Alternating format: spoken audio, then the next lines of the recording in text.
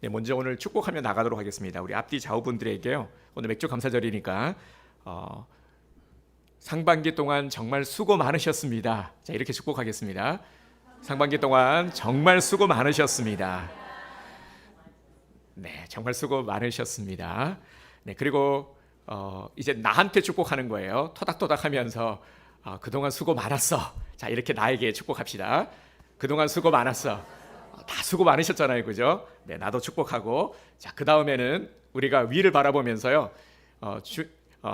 모든 것이 주님의 은혜입니다. 우리 주님께 감사 영광 올려드리는 겁니다. 시작. 모든 것이 주님의 은혜입니다. 아멘.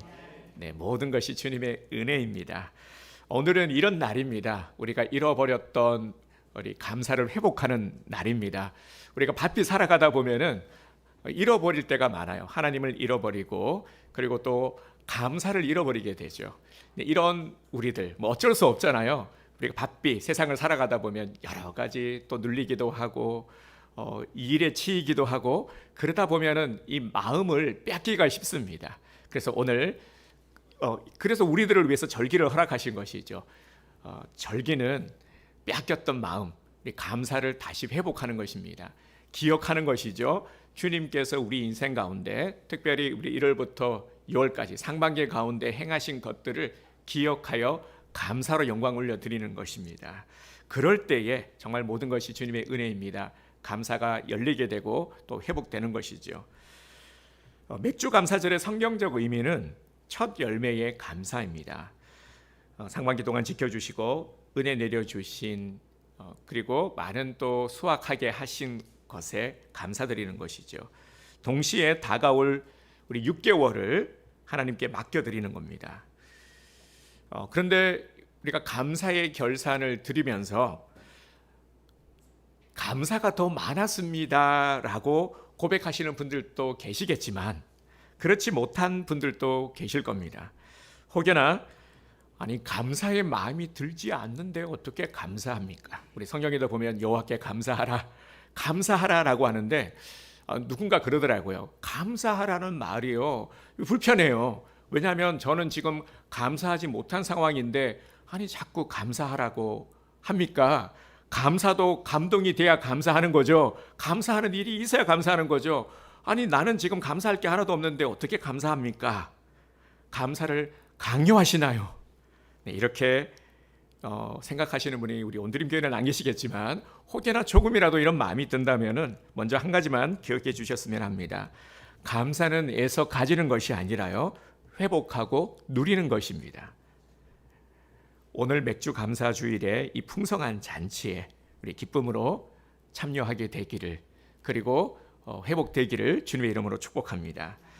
본문의 하박국 선지자도 신앙의 핵심이 무엇인지를 잘 알고 있었고 신앙의 중심에는 기쁨이 있다라는 것을 깨달았습니다.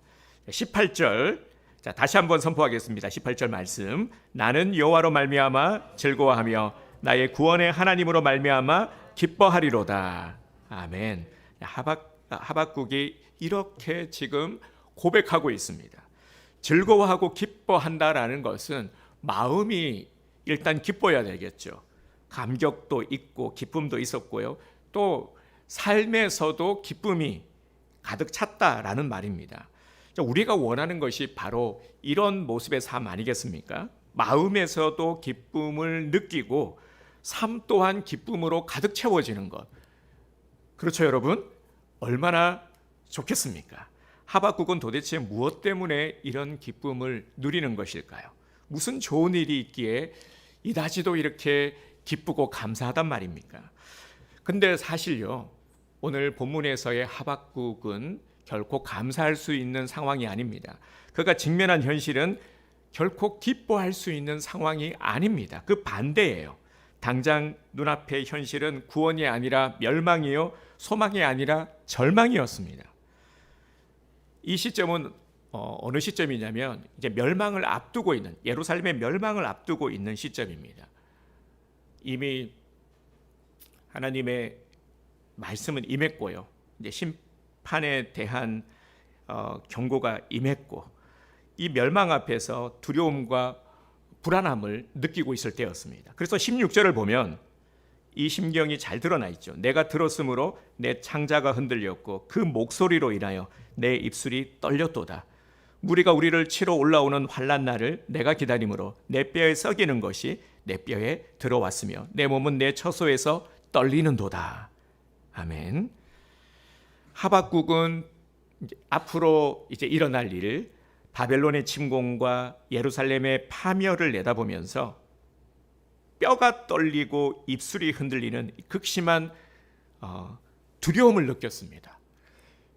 그런데 반면에요, 선지자의 역할은, 선지자들의 사명은 무엇이냐면요, 하나님께서 말씀하시는 것을 백성들에게 그대로 전하는 거죠.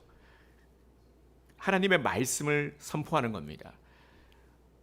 하박국이 선포를 했지만, 백성들이 들었지만, 당시 유다 백성들의 모습은 어떠했냐면 영적으로 도덕적으로 안일한 모습이었습니다. 그러니까 전혀 들리지 않죠. 괜찮으니까. 거짓된 낙관주의. 그러니까 이런 겁니다.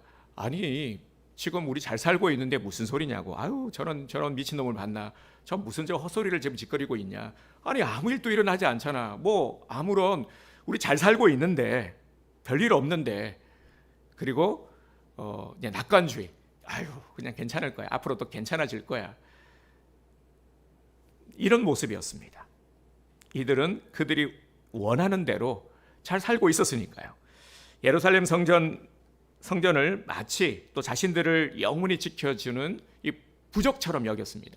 예루살렘 성전이 있는데 이웃 나라들이 우리 침범 못할 거야. 우리나라는 괜찮아. 예루살렘 성전이 있는데 하나님이 지키시는데 우리는 끄떡 없어. 오죽하면요, 이런 모습을 예루살렘 선지자가 이것이 여호와의 성전이라는 거짓말을 믿지 말라 이렇게 외쳤을까요? 하박국은 두려웠습니다. 예루살렘이 바벨론에 의해서 멸망할 것이라는 것을 알았기 때문이죠. 하박국을 고민하게 만들고요, 또 괴롭혔던 것이 무엇이냐면은, 저렇게 불의한 자들이 세상에서 판을 치고 있는데 정작 의로운 자들은 고통당하고 있었기 때문입니다. 그런데도 하나님은 가만히 계시는 거예요. 지켜보기만 하시는 거예요. 아무 일도 하지 않은 겁니다. 불의한 자들이 떵떵거리면서 막 저렇게 그냥 무서운 것 없이, 세상 무서운 것 없이 잘 살고 있고, 의로운 자들은 그들에게 눌리고 억압당하고 너무나도 힘들게 세상을 살아가고 있거든요. 그런데도 하나님은 이 불공평한 모습 속에서, 이 정의롭지 못한 이 세상 가운데서 왜 아무 일도 안 하시나, 이런 불만을 가지고 있었습니다. 하박국의 불편한 이 심정을 조금 더 헤아려 볼까요? 과연 공의로우신 하나님이 맞는가? 하나님은 공의로우신 분이라고 하는데 왜 하나님의 공의가 이 땅에서 사라졌는가?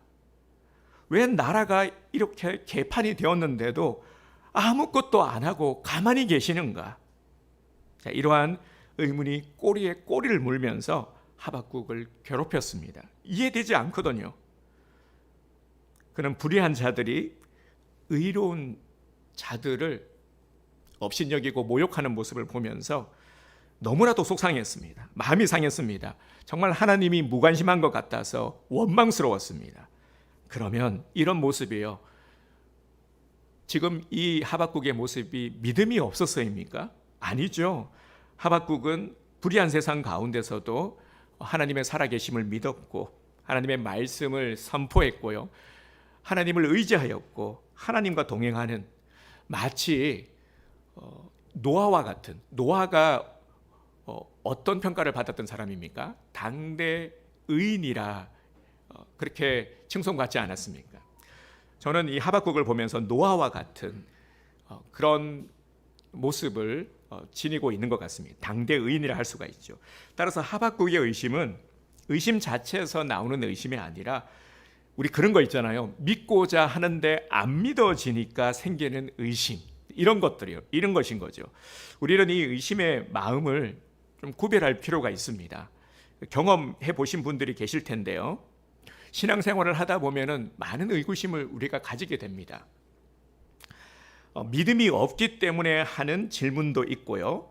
또 믿음이 있기 때문에 믿으려고 하는데 생기는 질문이 있죠.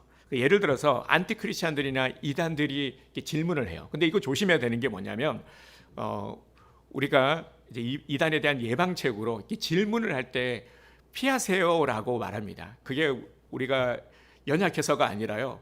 우리가 정말 몰라서가 아니라 이렇게 말려 들어가지 않기 위해서입니다. 질문을 왜 하냐면요. 정말 궁금해서 물어보는 게 아니라 다른 이 불순한 의도를 가지고 있는 것이죠. 이거를 이제 매개체로 삼아서 접근하는 겁니다. 그래서 이들은 어떤 답을 하든 간에 여기에 따른 시나리오를 가지고 있는 것이죠. 불의한 목적을 가지고 그래서 질문을 하면서 성향도 파악하고 이렇게 보면서 눈빛도 보고 태도도 보면서 파악을 하는 겁니다. 어떤 논리로 이야기를 해야 될지. 이 논리라는 것이 무서운 것이 뭐냐면요. 우리 그런 거 있잖아요. 예를 들어서 약장수가 약을 팝니다. 그러면 아유 또 약장수 약 팔려고 또 아유 그냥 또 애쓰시네 하면서 듣다 보면은 나도 모르게 약을 사게 돼. 뭐 이런 거예요. 홈쇼핑 보면서 아유 이것도 뭐 저걸 누가 사겠나는데 듣고 있으면은 나도 모르게 결제하게 돼요. 그러니까 이런 것죠. 그러니까 이 논리의 힘인 겁니다. 아닌 것 알고 아닌 것 같은데 이렇게 논리로 끌어들이는 것이죠. 그러니까 논리가 있으면은 이 설득이 되는 겁니다. 자, 하지만 신앙생활을 하면서요 하나님을 더 알고자 애쓰는 가운데 해결되지 않는 궁금증 이런 것들도 우리가 분명히 가지게 되죠. 그러니까 하박국의 의심이 그랬다라는 겁니다. 하박국의 의심했다고 하니까 정말 막 원망하는 모습도 보이고 그러니까 하박국이 믿음이 없나 그런 차원이 아니라는 겁니다. 하나님의 선하신 통치에 대한 의심이었죠. 하나님, 제가 언제까지 부르짖어야 합니까? 제가 아무리 외쳐도요 왜 구해주지 않으십니까? 아니 왜 나아지는 것이 없습니까? 왜 이들은 이렇게도 꿈쩍을 안 하는 겁니까? 아무리 제가 외쳐도요 듣는 사람이 없어요. 나아지지 않아요. 불의한 자들은 저렇게 그냥 자기 잘났다고 무시하고 저렇게 있는데 왜 저들을 가만 놔두지 않습니까? 저들이 언제까지 저렇게 판을 치도록 놔두실 겁니까? 이런 마음인 거죠. 왜 저로 하여금 이 불의함을 보게 하십니까? 언제까지 속상해야 합니까? 계속해서 갈등이 생기고 또 보니까 여기저기 막 싸움이 일어나는 겁니다. 극단에 치닫게 되고 또 자기가 맞다라고 서로 싸우는 겁니다. 율법도 무너지고요. 정의도 실종이 되고 악인이 의인을 삼키고 정의를 왜곡시키는 겁니다. 하박국은 당시 사회에 가득한 불의와 폭력 그리고 정의가 왜곡되는 현실을 보면서 하나님께 호소했습니다. 그런데 문제는 아무리 기도해도 하나님이 응답하시지 않는다라는 겁니다. 아무런 반응이 없으신 겁니다. 그러니 아무리 신실한 하박국이라고 해도 열받겠죠. 그래서 하나님께 분노하고 항의까지 했습니다. 거룩하고 의로우신 하나님이 왜 가만히 보고만 계시는 겁니까? 왜 악한 자들을 그저 바라보고만 계시는 겁니까? 여러분, 이러한 하박국의 심정이 충분히 이해가 되시죠? 내가 하박국이어도 가만히 있지 않을 것 같지 않습니까? 그런데요, 이랬던 그가 갑자기 태도를 확 바꾸었습니다. 그게 18절이죠. 그래서 16절도 우리가 함께 읽었지만 16절의 하박국과 18절의 하박국은 완전히 상반된 모습입니다. 자, 18절 다시 한번 선포하겠습니다. 시작. 나는 여호와로 말미암아 즐거워하며 나의 구원의 하나님으로 말미암아 기뻐하리로다. 아멘. 도대체 무슨 일이 일어난 것일까요? 무엇이 하박국의 마음을 바꾼 것일까요? 하박국이 드디어 하나님의 심정을 깨달았기 때문입니다. 하나님의 마음을 알았기 때문이에요. 하나님은 택한 백성들이 고통당하고 불행하게 사는 것을 원치 않으십니다. 안타까워하시는 분이세요. 하나님은 불행이 아니라 행복을, 절망이 아니라 소망을 주시는 분이십니다. 그래서 하나님께서 선지자를 보내서 외치게 하신 겁니다. 듣게 하신 거예요. 그래서 깨닫고 돌아오도록 기회를 주신 겁니다. 하나님을 버리고 우상을 숭배한 죄악됨을 회개하고 다시 돌이키기를 원하셨습니다. 가만히 계신 것이 아니라 하나님께서는 기회를 주시고 기다리고 계셨던 겁니다. 돌아오기만 하면 더 이상 나라가 망하는 일은 없기 때문입니다. 하박국은 이러한 하나님의 뜻을 깨달았던 것이죠. 또한 하나님의 자녀라고 해서 모두가 다 의롭게 사는 것은 아니라는 것을 알았습니다. 의인이라 하지만 죄를 짓고 교만하고 하나님께 등 돌리면 하나님은 악한 자를 사용해서라도 돌이키게 하신다라는 것을, 회초리를 들어서 때리시더라도 돌이키게 하신다라는 것을 알았습니다. 그는 의인이라는 것과 의인으로 사는 것은 분명히 다르다라는 것을 깨달았습니다. 또한 오직 의인은 믿음으로 말미암아 살아야 한다라는 이 엄청난 영적 진리를 깨달았기 때문에 기뻐하고 즐거워할 수 있었습니다.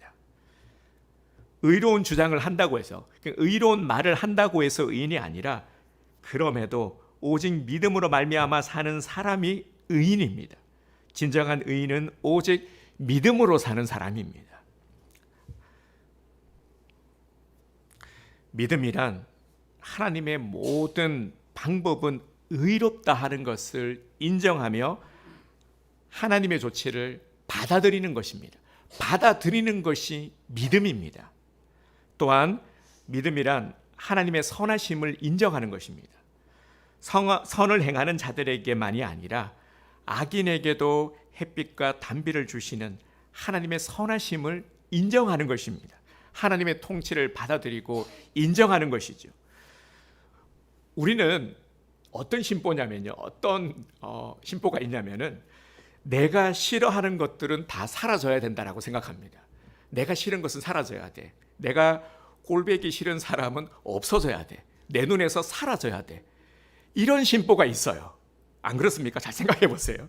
내가 보기 싫은 사람에게는요, 그러니까 다시 보기 싫은 것이죠. 영원히 사라져 버려야 되는 거예요. 이건 지극히 자기중심적인 생각인 겁니다. 그러니까 또 이런 거죠.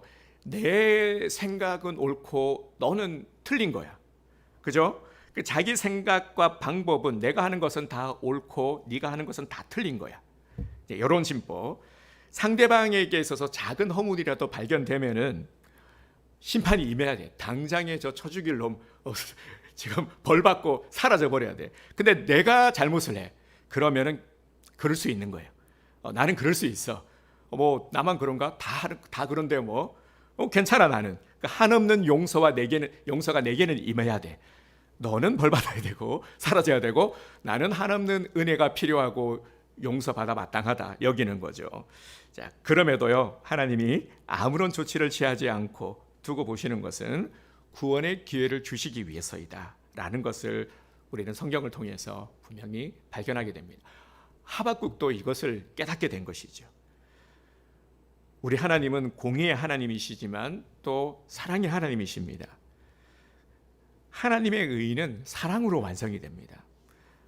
우리 하나님이 오래 참으시는 것은 회개하고 돌이킬 자들을 기다리시는 것이죠. 이는 하나님이 결코 세상의 불의함을 용납하시는 것이 아닙니다. 하박국은 하나님을 탓하면서 기도를 시작했지만 즐거워함으로 기도를 마무리했습니다. 의심으로 출발을 했지만 확신으로 끝냈습니다. 이게 기도의 능력인 것이죠. 놀라운 일이 일어났습니다. 분노로 시작을 했지만 평안을 경험하게 되었습니다. 항의했지만 결국 하나님을 즐거워하게 되었습니다. 그 비결이 무엇입니까? 하박국이 무엇을 했습니까? 지금 하박국이 무엇을 했죠? 기도. 그렇죠. 기도입니다. 뭔가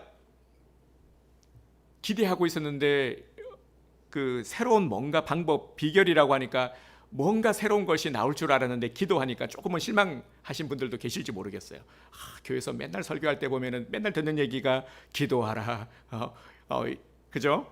그런데 맨날 듣는 얘기가 제일 중요하고 우리가 제일 많이 놓치는 것이기 때문입니다. 하박국도 마찬가지죠. 우리는 기도가 하나님을 변화시킨다라고 말합니다. 여러분 조금 한번 새겨볼까요? 기도가 하나님을 변화시키는 건가요? 다시 우리가 기도할 때에 내 기도가 하나님을 변화시키기 위한 기도를 하고 있습니까? 근데 이렇게 기도하는 경우가 많다라는 거죠.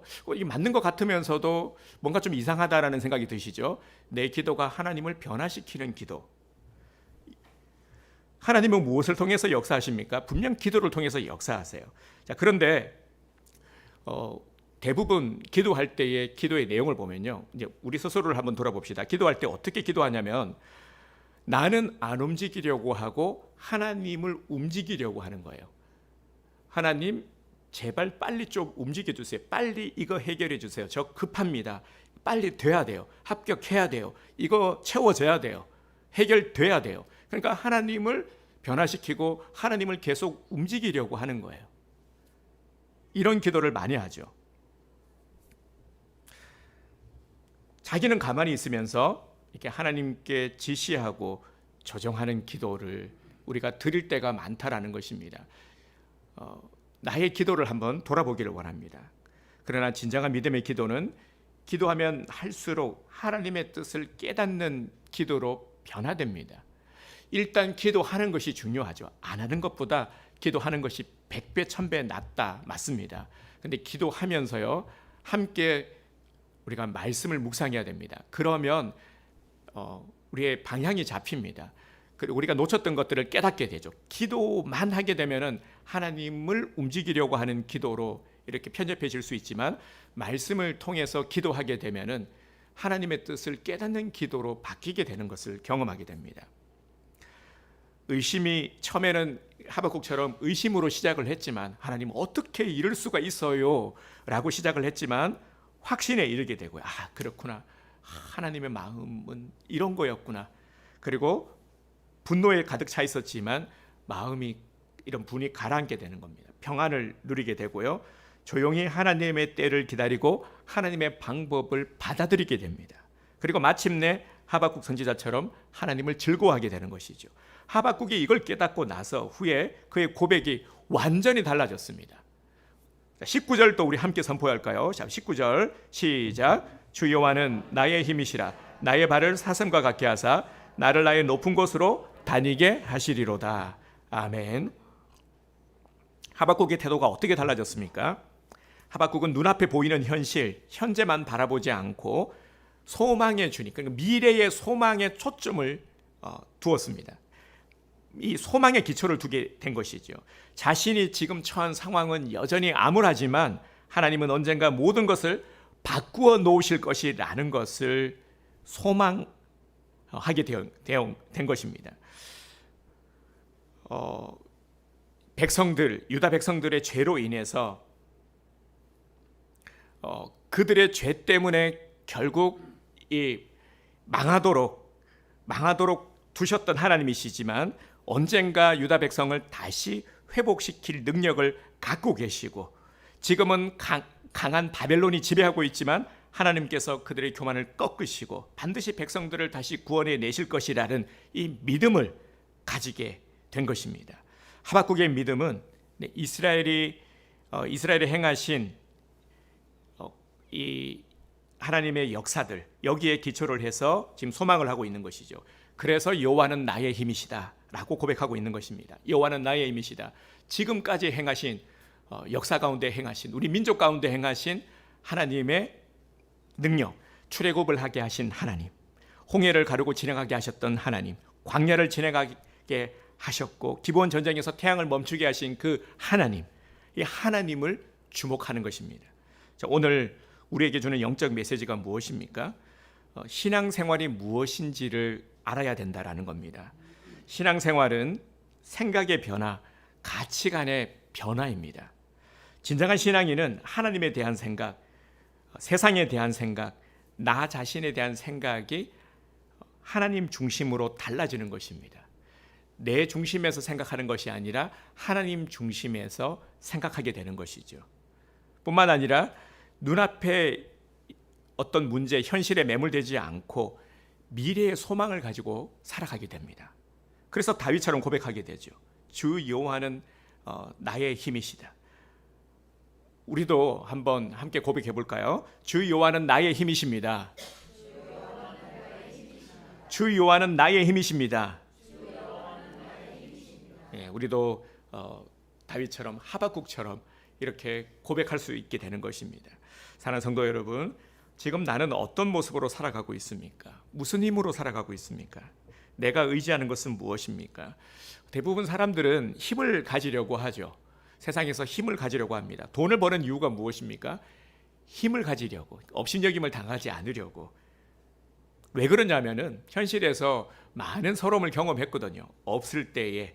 그래서 어떤 불합리함, 무시당함, 그리고 환경 속에서의 한계들. 그래서 그런 말 하잖아요.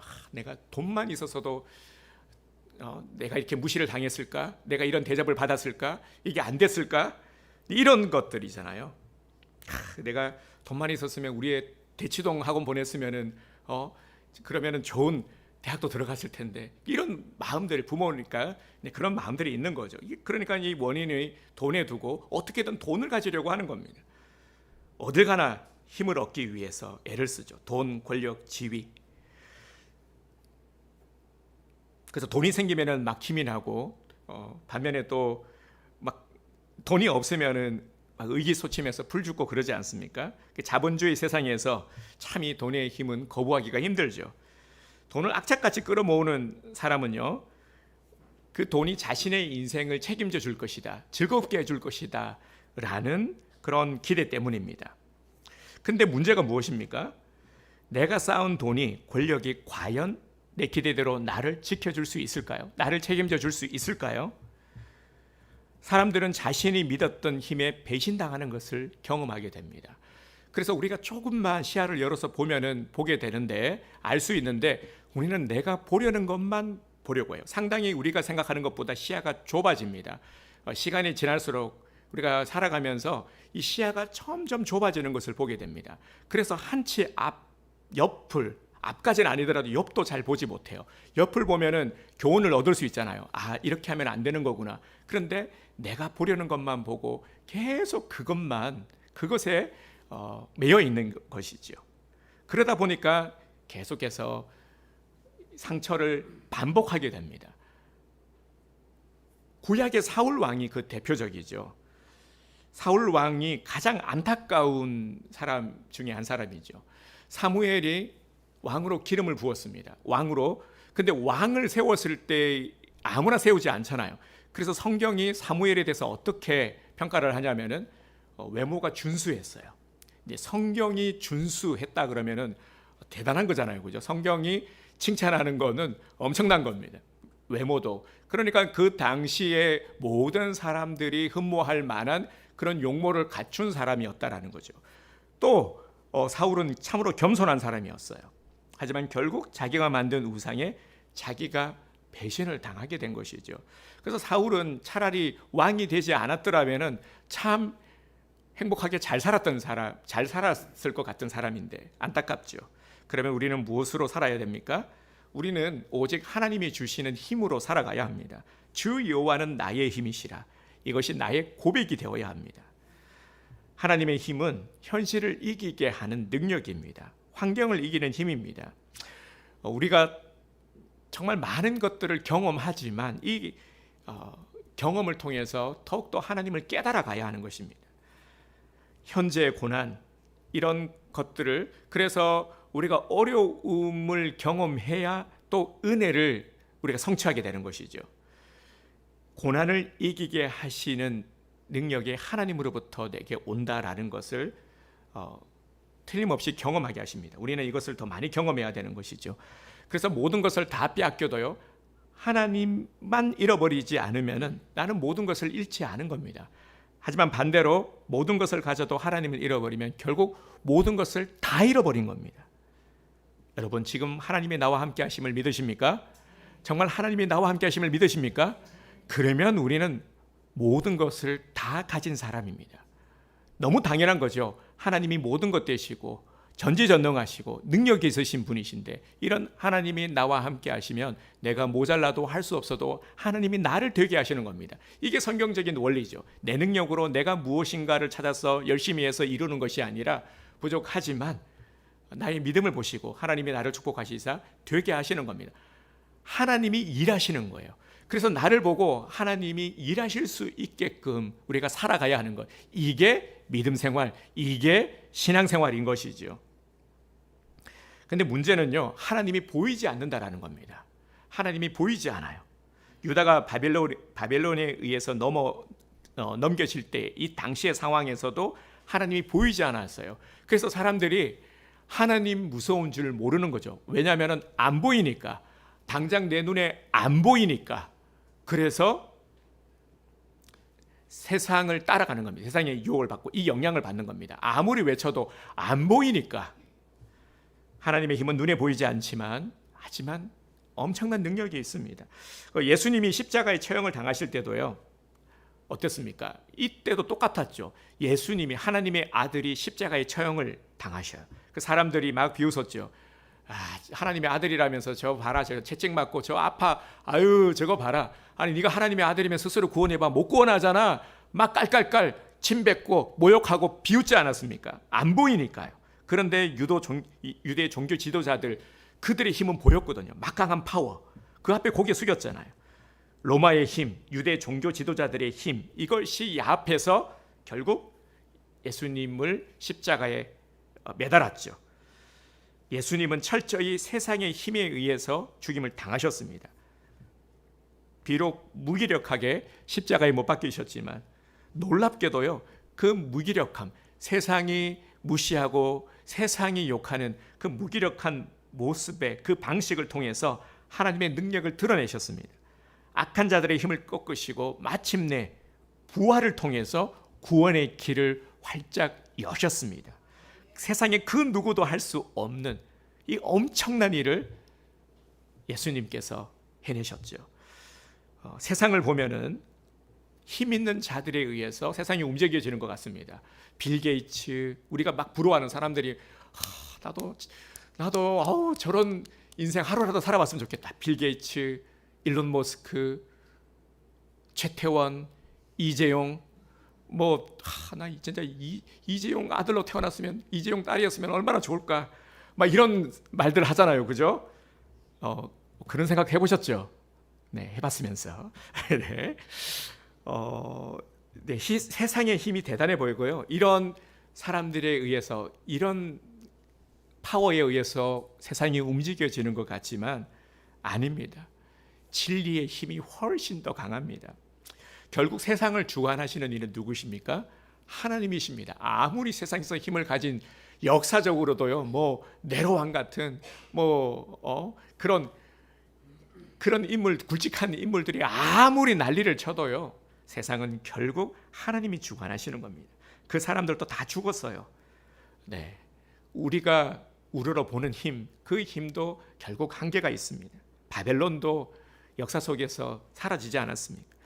이것을 믿음의 눈으로 보면요, 하나님의 통치하심, 하나님의 섭리, 믿음의 눈을 열어서 바라보게 되면 어떤 상황에서도 우리가 즐거워할 수 있다라는 겁니다. 하나님의 힘으로 사는 사람들은 절대 상황에, 환경에 매몰되지 않습니다. 주 여호와가 나의 힘이시라 선포하게 되는 것이죠. 하나님이 나의 힘이시기 때문에 우리는 주눅들지 않습니다. 졸지 않습니다. 약해지지 않습니다. 절대 무너지지 않습니다. 어렵고 힘들어도 견딜 수 있는 겁니다. 하나 내 상황을 보면은 나아지는 것은 없지만, 상황이 전혀 바뀐 것은 없지만, 사람도 안 바뀌지만 결코 흔들리지 않는 겁니다. 무엇이 없을지라도 내가 즐거워하고 기뻐할 수 있는 이유는 바로 하나님이 나의 힘이 되시기 때문입니다. 한 명이 더 예를 든다면은 베드로를 예를 들어 볼 수 있을 것 같습니다. 제자 중에서도 수석 제자라고 불리던 이 베드로. 근데 베드로는 많은 연약함을 가지고 있었죠. 참 실망스러운 모습이었습니다. 예수님을 3번 부인했고요. 예수님이 부활 후에는 다시 고향으로 가서 망연자실해가지고 고기 잡고 있지 않았습니까? 더 이상 소망이 없을 정도로 그 인생이 무너졌습니다. 그런데 주님이 그를 다시 일으켜 세우셨죠. 그래서 사도행전의 주역이 되게 하셨습니다. 베드로가 잘난 것, 베드로의 능력 뭐가 있습니까? 아무것도 없어요. 오히려 실망스러운 모습뿐입니다. 그런데도 기가 막히게 쓰임 받았죠. 베드로는 자신의 힘과 능력으로 그렇게 많은 일을 한 것이 아닙니다. 거기까지 이끄신 하나님의 은혜의 손길이 있었기 때문입니다.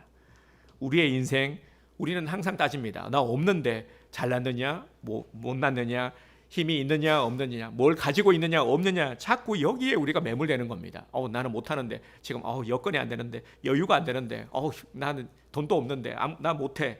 항상 여기에 걸리는 겁니다. 있다 없다.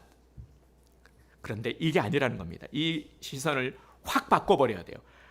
하나님이 내 편이 되시느냐 아니냐, 여기에 따라 결정이 나는 겁니다.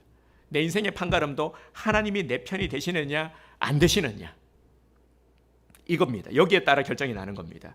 우리 삶에 돌아보면 참 굴곡이 많지만 지금까지 인생 가운데 얼마나 굴곡들이 많습니까? 간증들 참 많잖아요. 제가 제발 좀 간증 좀 해주세요라고 하면은 자꾸 꽁무니 빼면서 자꾸 달아나시는데, 근데 따로따로의 인생들을 보면 진짜 간증들이 많거든요. 우리들 중에 한 명도 예외 없이요, 얼마나 많은 간증들을 가지고 계십니까? 지금까지.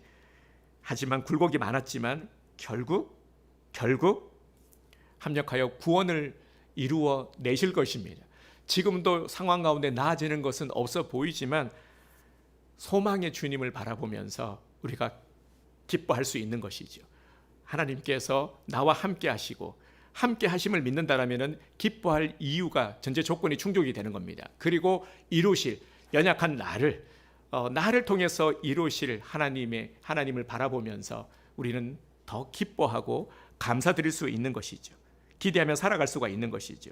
하나님은 반드시 합력하여 선을 이루십니다. 다시 한번 선포하겠습니다. 따로 세주시기 바랍니다. 주 여호와는 나의 힘이시라. 아멘. 여기서 중요한 단어가 힘입니다. 힘. 사슴이 높은 곳으로 이렇게 뛰어오르는 모습을 한번 상상해 보시기 바랍니다. 자, 상상을 하면서 제가 19절을 읽어드리겠습니다. 나의 발을 사슴과 같게 하사 나를 나의 높은 곳으로 다니게 하시리로다. 자, 사슴이 힘차게 발디딤을 해서 높은 곳으로 뛰어오르는 모습. 네, 상상하셨죠? 사슴은 높은 곳을 향해 힘있게 뛰어다닙니다. 몸을 보면은 사슴이 상당히 날씬하잖아요, 그죠? 연약해 보이지만 험난한 사막 지대에도, 그리고 그 절벽도 막 이렇게 뛰어다니는 모습을 보게 됩니다. 아주 강한 다리가 있기 때문이죠. 나를 나의 높은 곳으로 다니게 하시리로다. 나를 나의 높은 곳으로. 전혀 다른 삶의 차원을 말하는 겁니다. 높은 곳은 승리의 삶을 의미하는 것이고요.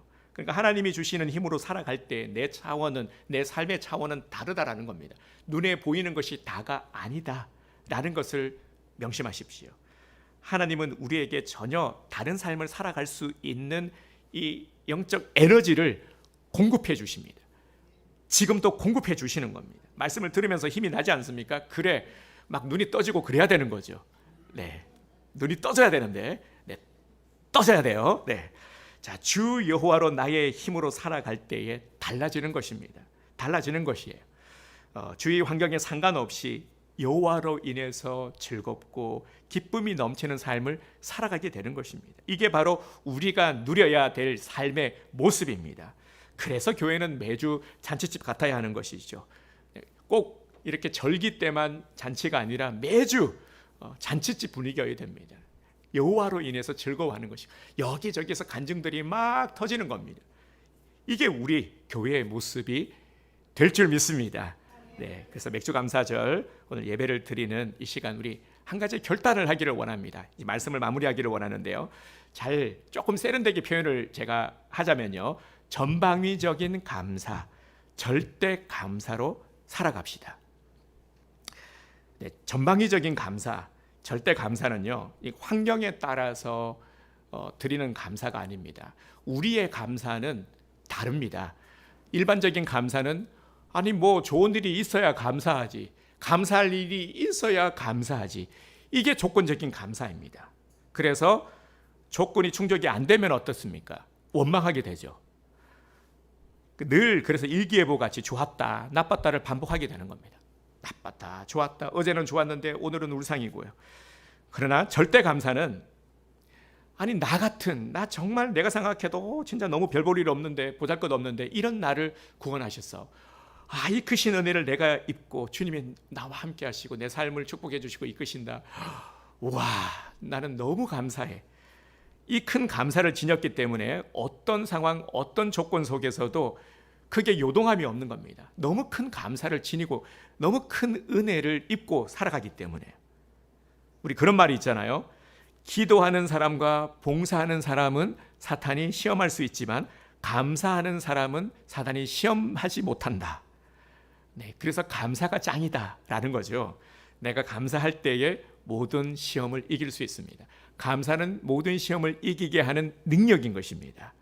전방위적인 감사의 뿌리는요, 자족의 비결을 깨닫고 사는 데 있습니다. 그래서 요절을 짧은 걸 했다가 제가 바꾸었어요. 설교의 주제와 관련이 있는 빌립보서 4장 12절의 말씀을 준비했는데, 자, 우리 함께 선포하겠습니다. 다 찾으셨죠? 나는 비천에 처할 줄도 알고 풍부에 처할 줄도 알아. 모든 일, 곧 배부름과 배고픔과 풍부와 궁핍에도 처할 줄 아는 일체의 비결을 배웠노라. 빌립보서 4장 12절 말씀. 아멘. 사도 바울도 마찬가지였습니다.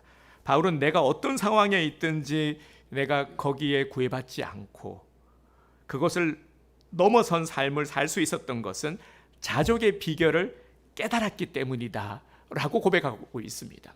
이 12절에서도 빌립보서 4장 12절 한 절 말씀에서도 엄청난 이 비결을 우리들에게 전수해 주고 있는 것입니다. 여러분, 어떤 사람이 감사하는 사람이고 어떤 사람이 원망하는 사람입니까? 예나 지금이나 똑같아요. 원망하는 사람은요, 꼭 자기한테 없는 것을 먼저 생각을 합니다. 가진 것도 많은데 못 가진 것만 생각해요. 반면에 가진 것을 먼저 생각하는 사람은 없는 것도 많지만 있는 것을 먼저 생각하기 때문에 감사가 넘쳐나는 것입니다. 그러니까 이 10가지가 있는데 이제 10가지가 있어야 되는데 한 가지만 있다고 해도 이 한 가지가 있기 때문에 나 이거 있어. 그러면 감사할 수 있게 되는 것이죠. 근데 9가지를 가져도 이거 없는데 이러면은 만족할 수가 없고 감사할 수가 없는 것이죠. 잃은 것보다는 찾은 것을 생각하고요, 얻을 것보다는 얻은 것을 생각하며 이룬 것보다는 이루어가고 있음을 생각할 때에 감사가 있는 것입니다. 그래서 오늘 우리도 하박국과 같이 날마다 하나님이 내 힘이 되심을 고백하고 사는 감사의 사람이 됩시다. 주 여호와는 내 힘이 되십니다. 이제부터 조건과 환경에 따라서 감사하는 사람이 아니라 난 여호와로 인해 즐거워하며 감사하며 사는 감사의 사람이 되시기를 주님의 이름으로 축복합니다.